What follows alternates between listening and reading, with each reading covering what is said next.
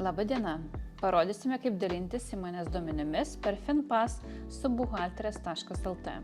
Prisijunkite prie svetainės finpass.eu.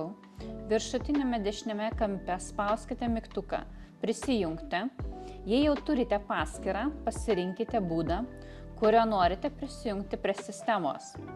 Jei prie sistemos jungiatės pirmą kartą, spauskite mygtuką Registruotis. Įveskite jūsų elektroninį paštą, telefono numerį ir slaptažodį. Gavę laišką, patvirtinkite registraciją. Prisijungus kairėje pusėje matysite savo vardą, o viduryje įmonės pavadinimą. Pasirinkite tą įmonę, kurios duomenimis norite dalintis.